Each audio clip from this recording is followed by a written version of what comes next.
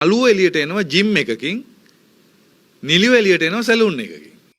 අද අපි එක සෝනේ මිනි දෙකක් පුච්චනවා. නළුවෙකුට තියෙන අහිතකරම උපකරණ තමයි යකඩ. නිස්සීම. නිලියකට තියෙන අහිතකරම උපකරණ තමයි නිතරම ලස්සනට ඉන්න ඕනේ කියන්නේ. රංගපෑම සඳහා කිසිදු උත්තේජනයක් ආලෝකයක් ඒ දෙකෙන්ම ලැබෙන්නේ නැහැ. දැන් උදාහරණයකට මගේ චිත්‍රපටියේ තියෙනවා මේ එකපාරක් ගහලා වට්ටන එකක්. මං ඉල්ලනම හිටියා අඩුම තරමේ යුද හමුදායවත් හිටපු ළමෙක් ඕනේ කියලා මේකට. මේ එක්ස්ට්‍රා කැරක්ටර් එකට. හරියටම STF එකේ හිටපු ළමෙක් ඔය දුන්නේ මට. කොයි ෂොට් එකද? මං අර පියෙන් අයින් වෙනකොට මාසාලා අතින් අල්ල ෂොට් දෙක ගහලා වට්ටන්නේ. මං කෝ එයා අරගෙන මම මේ ඔයාට මෙන්න මෙහෙම කරලා ගහනවා. පුළුවන් දැව්වා. මං කෝ පුළුවන් මට ඔයා සූදානම්ද වැටෙන්න. එච්චරයි. මම කරන්නම්. ඔයා වැටෙන්න. එකපාරිනුත් කරන්න ඕනේ. මම අපේ ක්‍රූ එකට කිව්වා මේක එකපාරෙන් කරන්න ඕනේ. මේක කරදර කරන්න බෑ.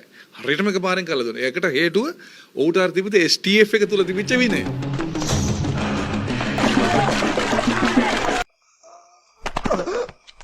හූස්ටන් ලෝක සිනමා උළෙලෙදිත් හොඳම අධ්‍යක්ෂණය සහ ජූරියේ විශේෂ ඇගයීම් සහිතව රන් සම්මාන දිනන්න බබරවල චිත්‍රපටයට හැකියාව ලැබුණා. සාක්කලාපේ 2011 වසරේ හොඳම සිනමා නිර්මාණය හැටියටත් ඇගයුම් ලබන්න බමරවලල්ල චිත්‍රපටයට හැකියාව ලැබුණා.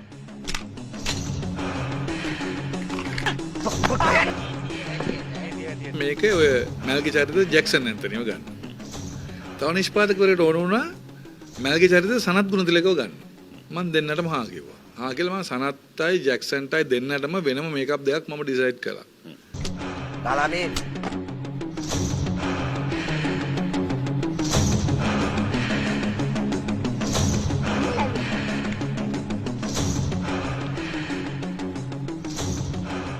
ඊට පස්සේ අපේ ඒවා කවණුවේ මේ ඔය ප්‍රසන්න විතාන කියලා දිත්ව කරනවා.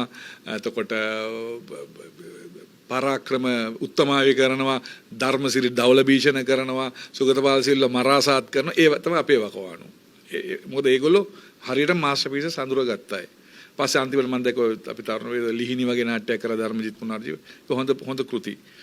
මේ එතකොට මේ වකවානුවෙන් පස්සේ තියෙන ඊළඟ ප්‍රශ්නේ තමයි නළුවා සහ නිලිය දැන් එළියට එන්නේ. නළුව එළියට එනවා ජිම් එකකින්, නිලිය එළියට එනවා සැලූන් එකකින්.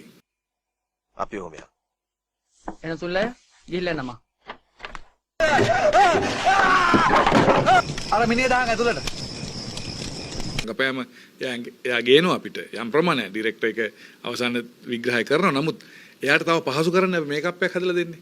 ඒත් මට ජැක්සන් ඇන්තනි නැති කරන්නේ කොහොමද? සාන්ත් ගුණතිලක නැති කරලා දෙන්නේ කොහොමද? දැන් මහේන්ද්‍රට මහේන්ද්‍ර නැති කරලා දුන්නානේ. ඒතකොට එයා බොහොම 100%ක සූදානම්ක හිටියේ වැඩේට. පෙට්ටිය තොරගත්තද? කාන්තාව සහ පුරුෂයා අතර ගොඩනැගෙන මේ විද්‍යාත්මක කියන්නේ සම්මත සම්බන්ධතාවය තමයි පවුල. මේක බිඳුනට පස්සේ මේක highly effective. කියන්නේ මේක ඊටම සංකීර්ණව බලපාන්නේ දරුවට. අච්චර අර මේ පරිත්‍යාගයෙන් හදපු දරුවා නමුත් සමාජ විද්‍යාත්මකව පවුල කැඩිච්ච ගමන් දරුවට බලපානවා. මෙතනදි වෙන්නේ දරුවගේ මනෝභාවය බෙදෙනවා. ඒ කියන්නේ මව සහ පියා අතර ගොඩනැගෙන පෞරුෂ වර්ධනයේ බලපානවා සහ පළවෙනියම වෙන්නේ ආදරය අහිමි වීම. මේ චිත්‍රපටයේ මූලිකම දේ තියෙන්නේ ආදරය අහිමි වෙච්ච දරුවෙක් ගැන. මේ ආසන්න වශයෙන් අවුරුදු 35ක් මේ චරිතය ගැන කතා කරනවා. මේක මේ කැරක්ටර් මූවි එක. නමුත් මට විශේෂයෙන්ම බලපාන්නේ අර වගේ අර ආදරය අහිමි වෙච්ච බිඳුණු පවුලක දරුවෙක් සම්බන්ධව. අක්කකෝ බාපා ගියාද?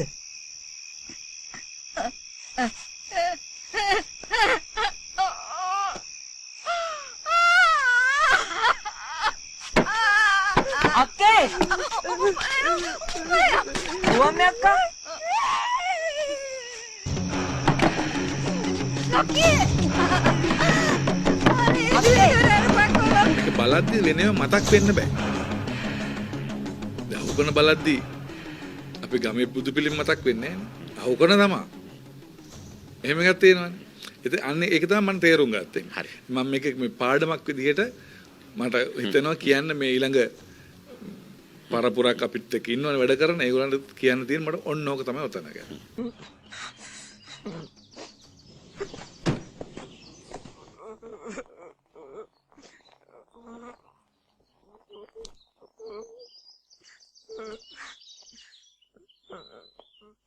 නළුවා කියන්නේ මොකද්ද කියලා එක වාක්‍යයකින් කියන්න එපා.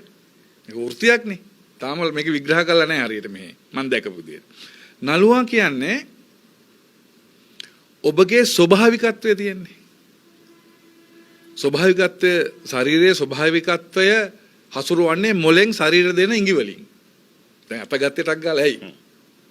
මොලෙන් ශරීර දෙන. මොලෙන් ශරීරයට දෙන ඉඟි බාර නොගෙන. ඒක ස්පෙෂල් කරපු කෙනෙක් තමයි නළුවා.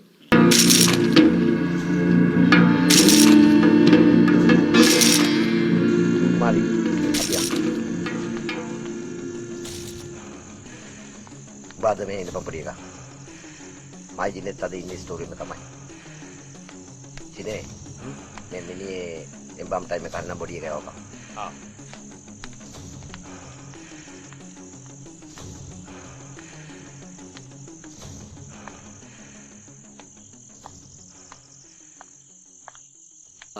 හූස්ටන් ලෝක සිනමාවලෙදිත් හොඳම අධ්‍යක්ෂණය සහ ජූරියේ විශේෂ ඇගයීම් සහිතව රන් සම්මාන දිනන්න බඹරවැල්ල චිත්‍රපටයට හැකියාව ලැබුණා.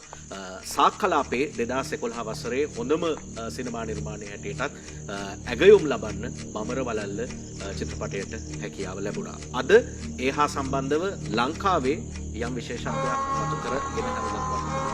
දවස් අපි ගැන කතා කරන කලින් දැනට අවුරුදු